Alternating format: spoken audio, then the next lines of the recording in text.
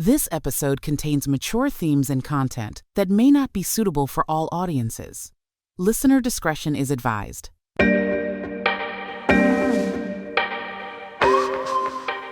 Welcome to the Friction to Freedom podcast, where the mission is to support you as you tap into the best and highest expression of yourself. My name is JanetDThomas, and I am delighted to welcome you to this particular episode. Now, what we are focusing on in this podcast has to do with the idea of internal shifts can lead to external success. We look at this idea through two lenses: neuroscience and self-discovery tools. I have found that when I shifted my own perspective with just what I'm working with on my plate, without introducing anything new or foreign, I was able to transform my life. Now, this comes from someone who had an incessant inner critic that beat me up incessantly from the time I was a little girl until late into my 20s. So I had like 20 some odd years, almost 30 years actually, of an incessant inner critic beating me up. And I did not know how to manage it at all. I tried to outrun it by overachieving and being kind and other things that did not work, because I still felt really no good on the inside. And that was what was entrained in my thinking. And I needed to find some ways to break through that in order to meet my future self, which I could see on a bridge in front of me, but I didn't know how to reach her. And this is the path that I took, that internal shifts can lead to external success. So when I stopped looking on the outside for validation, for acknowledgement, and for the love, when I stopped looking for that externally, when I got a grip on myself and started to look within myself to heal that which was bothering the heck out of me, that was the way out. Now, was it challenging? Yes. Did it feel impossible? Yes. Is it hard? Yes. But I found in my own experience that the way out was through that stuff that I just needed to have the courage to face. So when it comes to the idea of facing some internal issues that may be negatively impacting your life externally, with this information that I'm providing, I want to remind you that you are your own best authority. So take what you can use and leave the rest behind. I'm excited because this marks the end of season 1 of the podcast, and season 2 is coming up shortly. And in the meantime, I want to leave you in this episode with a very specific self-discovery tool that you may find tremendously valuable as you are exploring the idea that internal shifts can lead to external success. So here's how I was able to do this. I was able to start at the finish line. I could see my future self. I didn't know how to reach her, but that image is what I kept in mind. And I have 3 points to share with you today regarding the idea of starting at the finish line. Now, as point number 1, and this is just a bit about my lived experience, I used to be the queen of affirmations. I really believed in affirmations in order to be these tools that are transformative. The ideas like, I am strong, I am capable, I have what I need to survive, I have what I need to live my best life. Now, I used to repeat that to myself as I understood affirmations to be, but my incessant inner critic knew better. It's kind of like I was trying to, and again, this is my own experience. It's kind of like I was trying to brainwash myself. But at all times when I was using the affirmations, my inner critic was still going, Janet, I don't know what you think you're doing, but it's not going to work because I know you're no good. You know, I know you're no good. And you know you're no good. So don't even try to pretend that I'm not around in here. So my inner critic wasn't buying it. And what I came to understand for myself was that no amount of positive thinking for me was going to overtake that which I truly believed about myself. There was no sugarcoating it for me. I had real problems. I had real issues that I needed to have the courage to face in order to transform. Now, I didn't know that at the time, but my way out was starting at the finish line. And I want to share with you exactly how that works, okay? The point is to, before I get into that tool, the point is, in my own lived experience, that shifting my perspective on my non preferred experiences, those experiences that compromise my physical, emotional, mental, or spiritual well being, those what I define as non preferred experiences. By shifting my non preferred experiences exactly as they are, were like the breadcrumbs that led me to be able to access my future self. I used exactly what I was working with that was non preferred, transformed how I saw them, and my future self started to show up as I cleared that stuff out. Now, point number 3, today's tool is going to require a lot of imagination. And that's how I started at the finish line first. I started at the finish line with this idea, imagining what it would be like to feel this way. And then I used my imagination to kind of bridge the two to try to make it make sense for myself. Without any further ado, here is the self-discovery tool I want to share. What if you were to consider that everything is a part of your path and not an interruption? What if you were to consider that everything is a part of your path and not an interruption?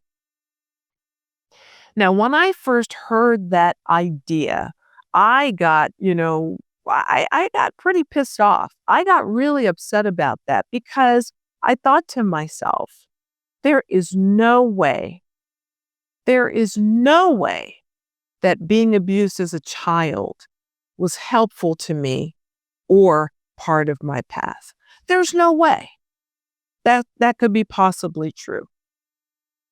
However, I'm very stubborn and I was very, very desperate at that time when I heard that. Nothing else had worked for me before then in trying to heal myself and live the kind of life I wanted to live. So in my desperation, I was willing to look at new ideas. I was desperate to find things that would work for me. But when it came to this idea, I couldn't get with it. I was like, no, this isn't, I can't. This does not make sense to me. But what I did first and what I understood to do was that the clarity is underneath the emotion. So what I needed to do was I got upset about the idea that this is not an interruption in my path, it's part of my path. I couldn't wrap my arms around it. I was mad about it. I felt real sorrow about it. I felt real grief about it. I felt really, really badly about the things that happened and the betrayal and how I felt the need to be invisible in order to survive. How could these things be part of my path? But after I got through the initial anger about it, after I rode my emotions safely, with harm to none, including myself, I was kind of able to calm down a bit in order to consider it. So the question becomes, how did they serve me exactly as they were? If it's not part of my path, if it's not an interruption in my path and part of my path, how did those non-preferred experiences serve me exactly as they were? And again, I had to use my imagination to stretch to see, okay, how did that BS serve me? And this is a BS question, a BS idea of it's part of my path and not an interruption. But I'll suspend judgment right now. How did these things serve me? So I used my imagination and I thought about it. Took me a while, but I was always obsessed with the idea of death and dying. I used to think about it all the time, starting again. I was, elementary school, and I was really obsessed with it. But as I started thinking about how these things may have served me exactly as they were, and I thought about it and I went, you know what? I'm still here. As much as I thought about death and dying, I'm still here. So if that's how it served me, what I can recognize is that it didn't beat me. It did not take me out. I did not end things. If I am still here, that's something that I can get with. It's like, okay, how did it serve me? It serves me to understand that I am still here. And as I thought about that, I went, well, if I'm still here, that means that I have some kind of strength to experience those things and to still be here to talk about it. And that is how I started. I understood that I was still breathing, and that was good enough. For starters, that was good enough. I was like, okay, I'll take it. That's how it served me, to recognize that I'm strong in a way that I didn't realize that I was strong at all. And it served me exactly as it is because I am still here and I am here talking with you today. So if that was all a part of my path and not an interruption, if that was part of my ability to still be here today talking to you, sorry, I wouldn't change it at all because I'm here now.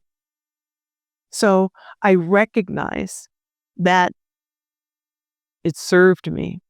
So the invitation to shift perspective could be, what if it didn't happen to you, but what if it happened for you? Now, again, it takes a lot of imagination to decode these non-preferred experiences to say, gee, it happened, neutralizing it, it happened. How did it serve me exactly as it is, looking back on it and being here today? What have I come to learn and understand about myself? That's what the tool is. Now, I want you to think about it this way too. Considering how a non-preferred experience serves you in no way condones or gives a pass to the idea of those acts. No excuse for abuse. No excuse for abuse. The way that I see it, abusing the vulnerable in any way is unacceptable. It's unacceptable. Now, this is all about you disrupting how you may be abusing the vulnerable aspects of yourself. And it's about shifting your inner narrative about your non-preferred experiences.